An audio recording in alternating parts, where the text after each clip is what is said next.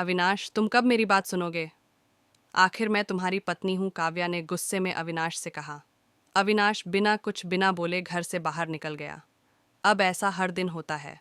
काव्या अपनी सास सुलोचना जी की बहुत इज्जत करती थी, लेकिन सुलोचना जी हमेशा उसे नीचा दिखाने की कोशिश में लगी रहती थीं। आज भी वही काव्या ने सुबह जल्दी उठकर नाश्ता बनाया। अविनाश को सूजी का हलवा बहुत पसंद था, इसलिए उसने नाश्ते के साथ हलवा भी बनाकर सभी को परोस दिया। उसके ससुर रमेश जी ने सुलोचना जी को टोकते हुए कहा, ये क्या फिजूल खर्ची है? सुबह सुबह देसी घी का हलवा? सुलोचना जी ने काव्या को डांटते हुए पूछा। क्यों बहू, ये देसी घी क्या तेरे मायके से आया है? मां जी, वो इन्हें हलवा बहुत पसंद है, इसलिए थोड़ा सा बनाया है। यह कहकर काव्या अविनाश की तरफ देख रही थी। शायद वो कुछ बोले, तभी सुलोचना जी ने कहा, मैं सब जानती हूँ, मेरे बेटे का बहाना करके खुद खाने का मन होगा। अविनाश चुपचाप नाश्ता करते रहे। काव्या की आंखों से आंसू छलक गए। इससे ज्यादा बुरा तब लगा जब अविनाश बिना हलवा खाए ही ऑफिस के लिए चल दिए। काव्या घर का काम समेटने में लग गई। इधर सुलोचना जी बाहर ड्राइंग रूम में बैठकर बड़बड़ाती रहीं। काम करके काव्या अपने कमरे में जाकर रोने लगी। कितने नाजों से पाला था उसे, उसके पापा ने उसे आज भी याद है। एक बार उसने गाजर के हलवा बनाने के लिए कहा था, लेकिन मौन ने सूजी का हलवा बना दिया था। पापा को जब यह पता लगा तो वे तुरंत बाजार गए। वहां से ढेर सारा गाजर का हलवा लाए थे, और उस दिन बिना कहे 2-3 दिन में गाजर का हलवा बनने लगा। आज उसे सूजी के हलवे के लिए कितनी बातें सुनाई जा रही हैं। उसे गुस्सा सास ससुर पर नहीं, अविनाश पर था, जो कि कुछ नहीं बोल पाए।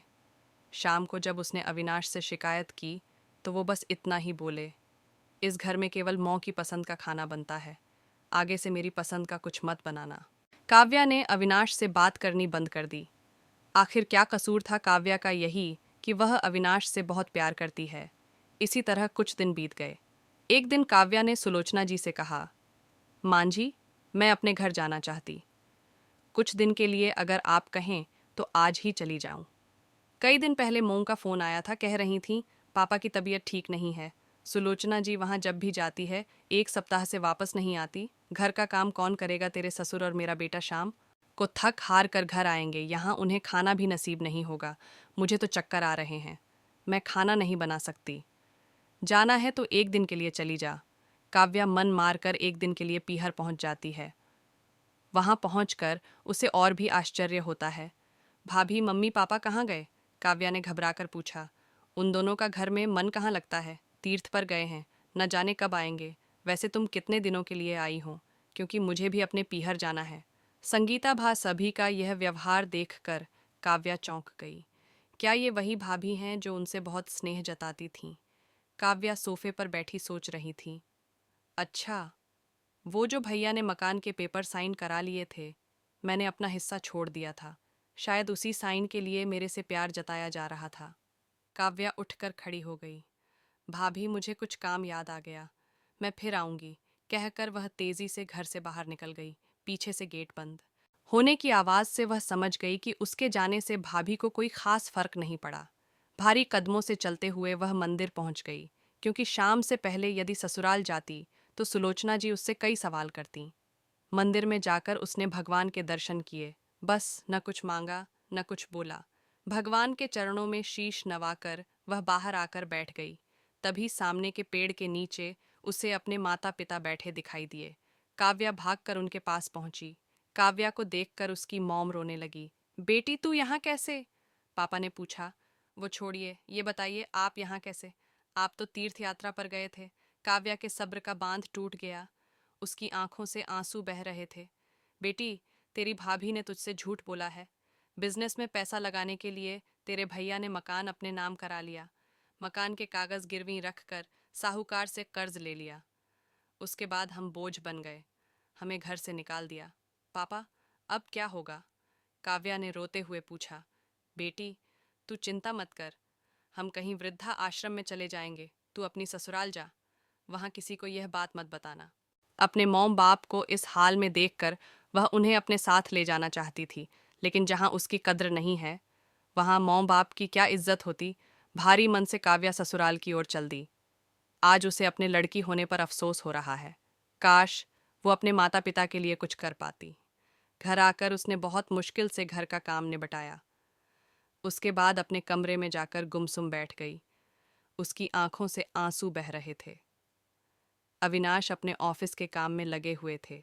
जब वे सोने आए तो काव्या से पूछ बैठे, क्या बात है? आज फिर मौ की कोई बात बुरी लग गई जो आंसू बह रही हों? काव्या अपने को रोक नहीं पाई और उसने रो रो कर सारी बात अविनाश को बता दी। क्या मौ पिताजी को यहाँ ले आई? वे इस उम्र में कहाँ जाएंगे? अविनाश ने कोई जवाब नहीं दिया और करवट लेकर सो गए। इस बात से काव्या को बहुत गुस्सा आया। आज से मैं भी इनके माँ बाप की सेवा नहीं करूंगी, देखती हूँ कौन इनकी सेवा करेगा। रोते रोते काव्या सो गई। 2-3 दिन बीत जाने पर उसकी चिंता बढ़ती जा रही थी। एक दिन वह सब्जी लेने के बहाने उसी मंदिर में पहुंची, लेकिन उसके माता पिता वहां नहीं थे। पंडित जी, यहाँ मेरे माता पिता उस पेड़ के नीचे बैठे थे। कई दिन से उनका कुछ पता है? तुम्हारा नाम काव्या है क्या? पंडित जी के मुंह से अपना सुनकर काव्या ने पूछा। जी हाँ, लेकिन आपको कैसे पता? तुम्हारे माता पिता ने यह पता दिया था। और कहाँ था? वे अब यहाँ रहते हैं। काव्या ने पता देखा। वह यहाँ से कुछ दूर का था। काव्या ने मंदिर के बाहर निकलकर ऑटो रिक्शा किया और उस पते पर पहुंच गई। दरवाज़ा खटखटाया तो एक लड़की निकल कर आई। यहाँ का पता मुझे पंडित जी ने दिया है, काव्या बोली। आप काव्या दीदी हो? अंदर आ जाओ। काव्या को कुछ समझ नहीं आया। वह अंदर गई तो देखा उसके माता पिता सोफे पर बैठे थे। काव्या उन्हें देखकर रोने लगी। बेटी, अब क्यों रो रही है? तेरे कारण हमें यह मकान मिल गया। काव्या आश्चर्य से उनका चेहरा देखने लगी। लेकिन मौ, आप यहाँ कैसे? और ये लड़की कौन है? तब उसकी मौ ने कहा, बेटी तुझे याद है, तेरी शादी के बाद तेरी सास ने 40 लाख की डिमांड की थी। दामाद जी को बिजनेस खोलना था, इसलिए तेरे पिता ने उनकी डिमांड पूरी कर दी थी, जिससे कि तू सुखी रहे। जब तू हमसे मिलकर गई, उसके अगले दिन दामाद जी आए। उन्होंने तेरे पापा के पैसे लौटा दिए, क्योंकि उन्होंने कोई बिजनेस शुरू नहीं किया था। तेरे पापा ने मना भी किया, लेकिन वे नहीं माने। उसके बाद उन्होंने प्रॉपर्टी डीलर से मिलकर 2 दिन में यह मकान खरीद दिया। 7-5 लाख रुपये बच गए। इससे उन्होंने ये लड़की नौकरी पर रखवा दी, जो हमारी केयर करेगी। लेकिन मौ, उन्होंने मुझे तो कुछ नहीं बताया। काव्या की आंखों से आंसू बह रहे थे। वह रोते हुए वहां से अपने घर आ गई। घर आकर वह सोच रही थी, अविनाश ने कभी उसके लिए आवाज नहीं उठाई, लेकिन मेरे माता पिता के लिए इतना करने कर दिया जो कि कोई सगा बेटा भी नहीं कर सकता। रात को उसने अविनाश से पूछा, आपने ऐसा क्यों किया? अगर मांझी को पता लग गया तो क्या होगा? अविनाश का जवाब सुनकर काव्या रोने लगी। अविनाश ने कहा, जैसे तुम्हारे लिए ये माता पिता हैं, वैसे ही मेरे लिए भी तो वो माता पिता हैं। मैंने पैसे लेते समय ही सोच लिया था कि एक दिन ब्याज के साथ सारे पैसे लौटा दूंगा, लेकिन जब बिजनेस शुरू नहीं हो पाया तो मैं इन पैसों को अपने पास रखकर सही समय आने का इंतजार कर रहा था। अगर मैं तुम्हारे माता पिता को अपने घर ले आता तो उनका आत्मसम्मान हर दिन उन्हें धिक्कारता। बेटी के घर वे रहना पसंद नहीं करते, वे अपमानित न हों, इसलिए मैंने ये सब किया। अविनाश, मुझे माफ कर दो, आज तक मैं तुम्हें गलत समझती रही। तभी पीछे खड़ी सुलोचना जी बोली, बेटी, वह पैसा हमने उधार लिया था, वह तुम्हारे पिता की अमानत थी।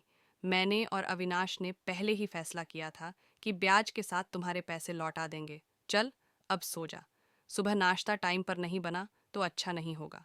उनकी बात सुनकर काव्या, अविनाश और सुलोचना जी जोर से हंसने लगे।